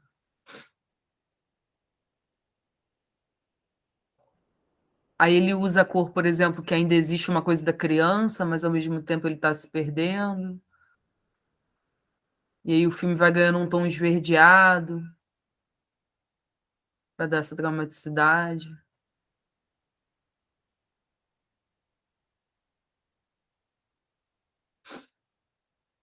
Aqui ele lembrando da mãe, e aí tem a referência de ser colorido, e aqui já é na fase mais adulta. Tem muito desfoque nesse filme também, tá vendo? Aqui como é importante perceber, porque nesse filme não importa o que a minha paisagem, não importa o meu cenário. Eu quero que o espectador olhe pro ator que está chorando, pro ator que está, pro sentimento que ele tá transmitindo. Então você desfoca. Esse filme trabalha muito com desfoque, até nesse momento. Ó, lá no fundo não importa, então... Ó, bastante desfoque de novo. Ó, desfoque.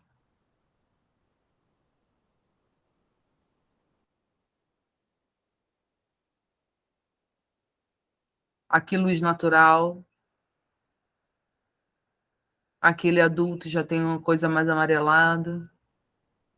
Enfim, é usar a cor, tá vendo? Ó, mais aconchego, mais amarelo. Tem a ver muito com contar a história. Então, usar a luz para contar essa história também faz parte da direção de fotografia. E por último, mas não era por último, não. Tinha um outro aqui, rapidinho, que eu queria mostrar para vocês. Penúltimo. Que é o Cidadão Kane, que é um filme antigo. Mas para a gente ver, nesse filme, a gente consegue ver a ilusão que uma lente pode causar. Nessa cena, por exemplo, o posicionamento que o diretor colocou a câmera, que transformou esse personagem num grande gigante na cena, o tamanho desse papel, tá vendo, meio desproporcional, tem um motivo, quer ver? E aí observe aquela janela lá no fundo, que parece muito pequena perto desse personagem que a gente está vendo no primeiro plano. E aí vai chegar o personagem aqui, ó, e vai andar para a janela. E aí o diretor vai revelando que a janela, na verdade, ela é gigante. Olha, ele nem alcança a janela. É uma ilusão de ótica, entendeu? Quando ele se afasta da janela, a janela parece pequena. Só que, na verdade, ela é enorme. Ó, quando ele vem para a gente, volta a aparecer um cenário menor. E esse cara aqui em primeiro plano sempre gigante. Ó, ali já parece que é uma janela pequena de novo. Essa cena aqui, ela tem um plano sequência, ó. O câmera vem andando junto com eles. Ó, plano sequência. E aí aqui a jogada do diretor e do diretor de fotografia é que essa cena, essa mulher está dando a criança para doação. Está entregando essa criança, ela vai se livrar da criança.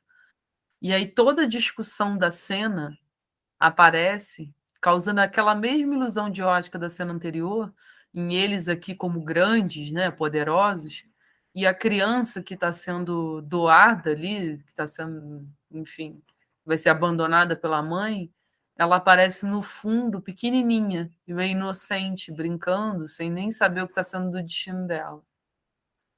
E o diretor sustenta a criança lá no fundo, para fazer essa contraposição com os adultos que estão aqui assinando a carta de adoção. Ela está literalmente vendendo o filho, e aí ele. E a gente que tá. Ó, em momento nenhum a criança sai, tá vendo? Do quadro. E aí a gente que está vendo o filme acaba ficando muito presa à criança, porque é ela que importa na cena, né?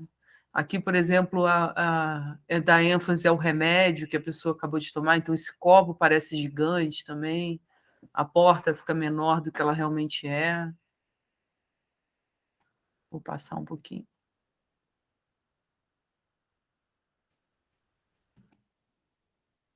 Essa cena aqui, além dela causar esse filme é cheio dessas distorções usadas pela posição da câmera. Então essa câmera está no chão, ela não está em cima, ela está muito rente ao chão, dá para a gente ver quase o assoalho aqui, ó. E a cena acontece toda nesse ângulo estranho, que causa um estranhamento, mas ele parece gigante, tá vendo? Ó, o personagem, porque a cabeça dele parece que está encostando no teto, quando na verdade não, o cenário é muito maior. Aqui, por exemplo, ó, ele vai mexer, ele vai andar um pouquinho.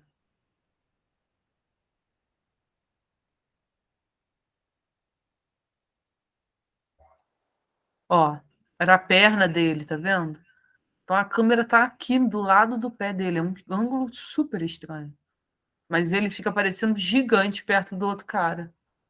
Ó, parece que o outro cara é menor do que ele, ó. Então, isso é genial, se usar a lente e a câmera para causar esses efeitos, né, para causar essas distorções. Esse filme é maravilhoso.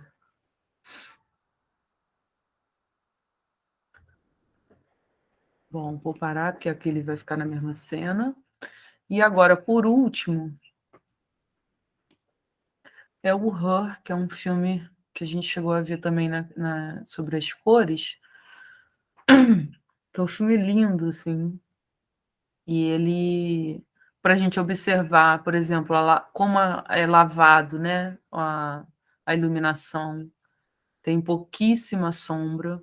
Aqui, por exemplo, nessa cena, é, o entorno do personagem está totalmente azul, porque ele está apaixonado, ele está sofrendo, isso aqui está apaixonado. Então, a cor vermelha, esse calor que está nele aqui, esse vermelho, representa o amor que ele sente, e alheio a todo em volta. Então, nada em volta importa para ele. Então, o diretor optou por deixar esse azulado em volta e para trazer essa frieza em relação às outras pessoas, e ele sentindo sozinho esse amor, sabe, essa emoção que ele está vivendo. E uma coisa interessante dessa cena também é que quando o diretor bota todo mundo em cena, esses figurantes todos aqui, e deixa eles em foco, é, o que o diretor acaba causando é amplificando, mostrando ainda mais a solidão desse cara, desse personagem. Então, todo em volta está alheio a que ele está sofrendo, que ele está vivendo. E o diretor quer mostrar isso, que as pessoas não deveriam mesmo, assim, mas ele está andando na rua, não é exatamente isso, mas né, não que as pessoas devam se importar com ele, mas ele está como se ele não estivesse sendo visto por ninguém, entendeu? Ele tá...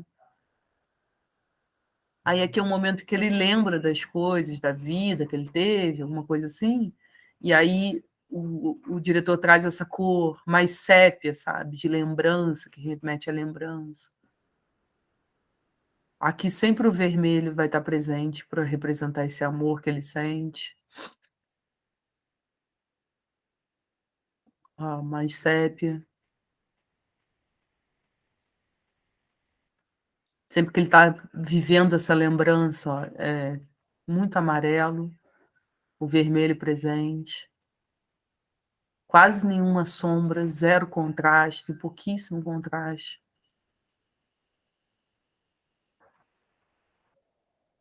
Muito desfoque também, para dar atenção a ele.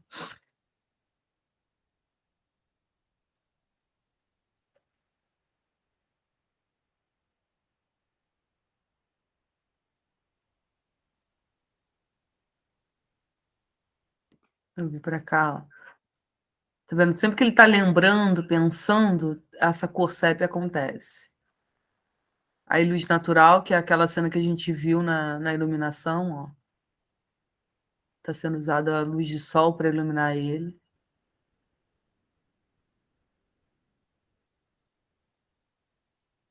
Uma luz de sol de novo.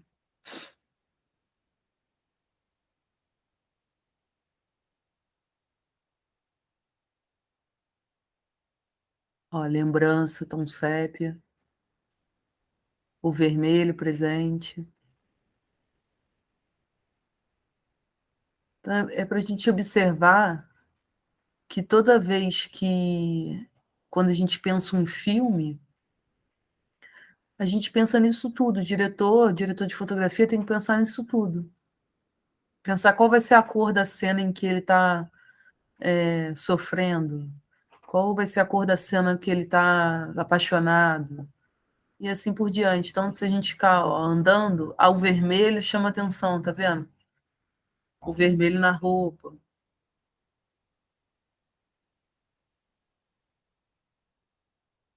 Ó, o desfoque também, vermelho aparecendo. Tudo isso faz parte da identidade do filme, da identidade da fotografia. Tá vendo? Tá sempre de vermelho. Ou sempre tem algum elemento vermelho.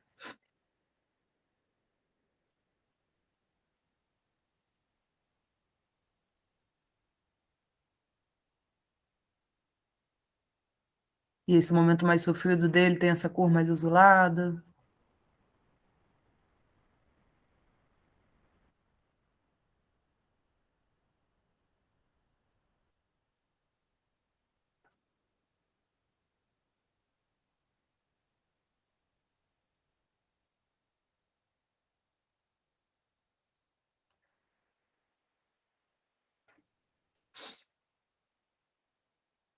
Luz natural, ó.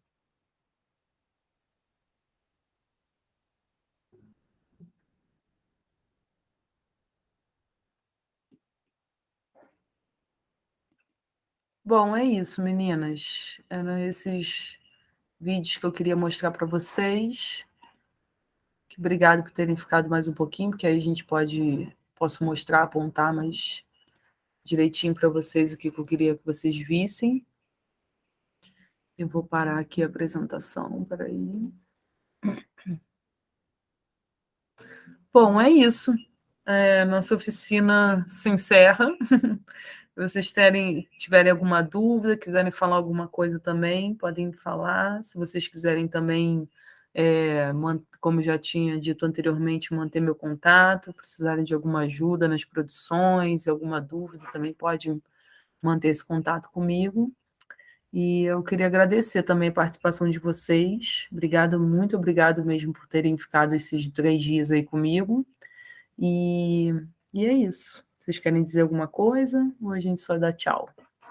Então, eu queria falar mais relacionado aos equipamentos. Que lá no Divide a gente tem uma Steadicam. E a gente até vestiu para ver, de ter todo o suporte.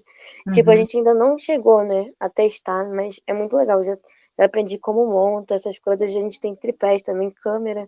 Então a gente tá tendo uma noção muito legal disso. E agora eu vi diversos modelos. No caso, a gente usa lá uma Sony, né, 4K. Mas todos os modelos aí são muito diferentes. Alguns que eu nem conhecia, eu achei muito interessante. Pô, que bom, Ana. Assim, depois que vocês aprendem a usar o STED, vocês vão não quer outra coisa, porque dá uma dinâmica no filme muito boa. Que bom, nem sabia que tinha esse de colete, tudo lá. Treinem bastante, porque o STED tem que ter bastante força, né? Assim, você tem que saber usar, mas depois que vocês aprendem, vai ter muita coisa para fazer com o Steadicam. Se souber fazer logo de cara, assim. Que bom, que bom. E você, Eduarda, alguma coisa? Em relação ao curso que você realizou, eu passei a descobrir mais coisas, porque em relação né, aos equipamentos no nosso primeiro ano, a gente só viu a questão da câmera, sabe? Uhum. A gente não chegou a mexer com outros equipamentos além da câmera. Eu achei super interessante. Ah, que bom. Vocês devem acabar vendo nos próximos anos também, né? Tu tá no primeiro, mas é bom também, porque aí também você já vai sabendo algumas coisas. Eu sei que às vezes parece muito conteúdo, né? Muito detalhe, mas é porque o trabalho de um diretor de fotografia é muita coisa mesmo, assim. Então, como a oficina ela é direcionada para os diretores de fotografia, para quem quer estudar mais a fundo, acaba ficando muita coisa, são muitos detalhes. A equipe de fotografia é uma equipe assim, não é a mais importante, mas ela, ela é a que faz o filme, né? Ela que vai fazer acontecer ali o filme na real. Então, tudo é conversado, tudo é muito detalhe, a equipe é grande, quando a gente está trabalhando em produções maiores, né? Mas a equipe é grande, cada detalhe tem que ser pensado, de locação, de luz, de equipamento. Você vai ver que tem muitos equipamentos, tem uns que você nunca nem vai usar e tá tudo bem também, sabe? Não... Mas é importante saber que existe. Até porque quando um diretor pede para vocês fazerem uma cena, vocês saberem como resolver essa cena. Às vezes nunca usei um Steadicam, por exemplo, mas isso que ele quer que eu faça, eu sei que eu tenho que usar um Steadicam. E aí você sabe também pedir, sabe? Pedir para a produção que tem que alugar ou comprar um Steadicam. Então, é importante passar por essa parte de bastante conteúdo para a gente. E até se vocês não forem virar fotógrafos, né? Virar diretora de fotografia, enfim, mas tudo isso vai meio que rodar, vai estar ali em volta da produção cinematográfica. Então, se vocês forem trabalhar com som, vocês vão ter que trabalhar junto com o diretor de fotografia, se vocês forem trabalhar com o editor também, se vocês forem fazer direção, principalmente, roteirista. Então, tudo acaba envolvendo um pouco a fotografia no filme.